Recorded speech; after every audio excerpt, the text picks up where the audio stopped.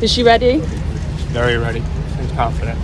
Thank you. Thank you. Welcome to the deep dive. Today we're going straight into a really pivotal development in the Sean Diddy Combs legal proceedings. Yes, specifically the testimony from Casandra, Cassie, Ventura. It was the second day of the trial. Right. And we've been looking at excerpts from, 5 different People articles, all dated May 13th, 2025. That's correct. They detail her account in court, and, well, it's quite a stark picture she paints. So our mission here is to really unpack the key allegations, the crucial details that Cassie shared while she was on the stand. Yeah, just to give you a clear, concise understanding of what happened during this stage of the trial. Okay, so where do we start? Maybe with her actually entering the courtroom. I think that's interesting, yeah. Because the reports mentioned this was the first time she'd actually been in the same room as Combs since, 2018? Wow, yeah. But apparently she didn't acknowledge him at all. Just looked straight ahead. Even smiled at the assistant U.S. attorney, is what the reports say. That's quite a statement, potentially. It sort of sets a tone, doesn't it? Given what she was there to do. It really does. It suggests a certain, maybe, resolve. Okay, so let's get into the substance. Her testimony about the relationship itself. Over a decade long. Right, and she described it as being, well, dominated by control and emotional pressure. And when you think about the actual charges, sex trafficking, that alleged control becomes absolutely central.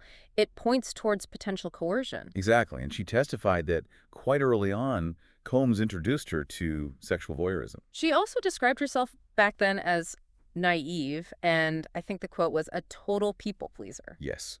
That vulnerability she talked about is pretty significant, Yeah. For understanding the power dynamics potentially at play. Especially in the music industry, right? Where established figures can have so much sway over new artists. Absolutely. Yeah. That imbalance seems baked in from the start here, based on her account. She even talked about their first kiss, her 21st birthday, Las Vegas, after the VMAs. And she said she cried, didn't want it, cited the age gap, 17 years, and her being this new artist. Yeah. Mentioned visiting him at the Trump Hotel in Columbus Circle, too. It feels like even those early interactions hinted at her feelings maybe being secondary. But she also said what drew her in, right? He was exciting, entertaining, fun. And crucially, held her career in his hands. That part feels really important. It really does. That potential for exploitation, or at least significant influence, seems present right from the beginning. Okay, so then the testimony moves to their first sexual encounter. Right, and this is a key point for the prosecution, I imagine. She testified she wasn't sober. Not sober how? She said she'd been drinking wine, and then Combs gave her what she called a blue dolphin ecstasy pill. Something she'd never taken before. Never taken before, she said. Described the feeling as euphoric, making her really high, sensitive to touch. The fact that she alleges he gave her the drug and it was her first time, well, that raises serious questions about her ability to consent at that moment, doesn't it? It certainly does. And it ties into the broader allegations of drugging that are part of the prosecution's case. She also mentioned the relationship wasn't public for years. Yeah, because Combs apparently didn't want it to look bad because of his kids, his family. Which you could argue might have increased her isolation, maybe reinforced his control over how things looked. It's possible. Secrecy can definitely play a role in control dynamics. Okay, then the testimony got into something she termed freak-offs. Can you explain what she described those as? Yes. She defined them as orchestrated sex acts. They involved her and male escorts, while Combs would watch and direct things. And she was first asked to do this around age 22. That's what she testified, yes.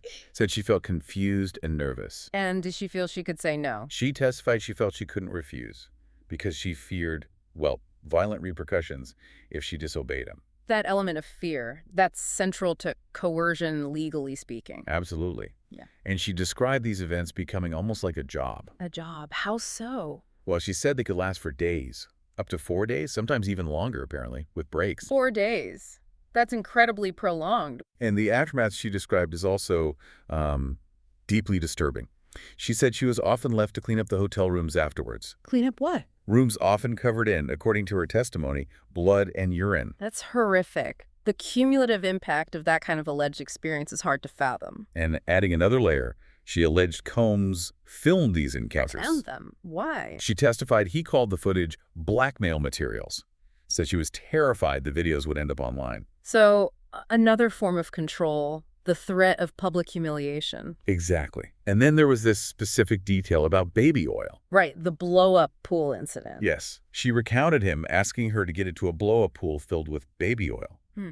She complied, again, she said, out of fear. And the prosecution apparently found a huge amount of baby oil. 1,000 bottles reportedly found during raids on Combs' homes, which, could be presented as evidence potentially corroborating her account of these events. Beyond those specific freak-offs, she detailed other things she felt were humiliating and controlling too. Like being forced to have sex during her period.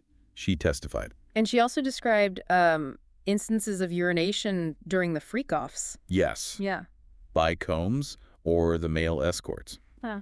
She was very clear, according to the reports, that she did not want this. There was no conversation about it. It just happened. It happened, she said, because it was a turn-on for Combs. It just shows a profound lack of, respect for her bodily autonomy, as she described it. The details are incredibly graphic. She testified about choking sometimes. Yes, from too much urine in my mouth, she said, from both Combs and the escort. And Combs himself would urinate in her mouth? Not super often, but often enough, was her testimony. The alleged degradation involved is significant. It really paints a picture. And the control wasn't just sexual, was it? No, not at all. She testified he controlled many other parts of her life, her career, how she dressed. Then punished her how? By having his security, who were apparently there 24/7, take away her phone and laptop for unspecified amounts of time. Wow.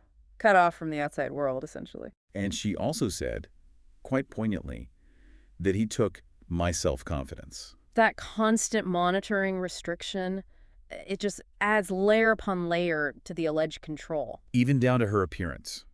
Dictating exercise routines, insisting on specific nails, white French tips, especially for the freak-offs. So her look was prescribed for these events. It varied, she said. Sometimes he wanted her really sexy, other times just, quote, his woman.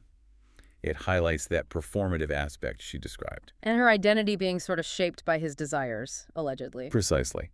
Then there was also that incident with a gun. Oh, right. During one of these freak-offs in L.A. Combs found out Suge Knight was nearby. She testified she was handed a gun, told to put it in her purse while they went to the diner where Knight was. While she was under the influence. She said she was high on mushrooms at the time and terrified the gun would go off. Did she know why she had it? She felt it was a scare tactic, she said, but didn't really know why she was the one holding the weapon. It adds this element of, danger and unpredictability. Okay, so that's a lot from her testimony. Let's shift to the legal arguments we're hearing. Combs pleaded not guilty, right? Correct. Not guilty to 5 counts, sex trafficking, racketeering, and transportation to engage in prostitution. Racketeering implies the prosecution thinks this was bigger than just isolated incidents, like a criminal enterprise. That seems to be the argument, yes. That Combs was the mastermind, luring women, drugging them, forcing them into sex acts as part of an ongoing operation. And the defense, what's their counter-narrative? His attorney, Tenny Giragos, argued forcefully that any sex between Combs and Ventura was consensual. Pointing to the length of the relationship. Exactly, saying she stayed for over a decade by choice. They also tried to undermine the credibility of a male escort who testified. How so? By suggesting he was romantically interested in Cassie himself, sort of muddying the waters about his motives. I see. And the defense also raised Cassie's pregnancy. Yes, suggesting it could evoke sympathy from the jury, even requesting she be seated before the jury came in. And they're disputing the court charge itself. Right. They've argued that maybe the allegations amount to domestic violence, but not sex trafficking under the legal definition. They're challenging that specific element of coercion for a commercial sex act, essentially. Okay. And finally, what are the potential consequences here? Well, if Combs is convicted on all counts, he could face, potentially, up to life in prison. And he's currently being held. Yes, at the Metropolitan Detention Complex in Brooklyn, since his arrest back in 2024. So the stakes are obviously incredibly high. It's a really complex legal fight, clearly. Definitely. It's going to hinge on how the jury weighs all this testimony, all the evidence. So just to wrap up our deep dive on Cassie Ventura's testimony, we've heard these harrowing allegations, pervasive control, the forced freak-offs, alleged drugging, humiliation. And we've laid out the starkly different stories being told in court. Prosecution alleging coercion and exploitation. Defense arguing consent and choice.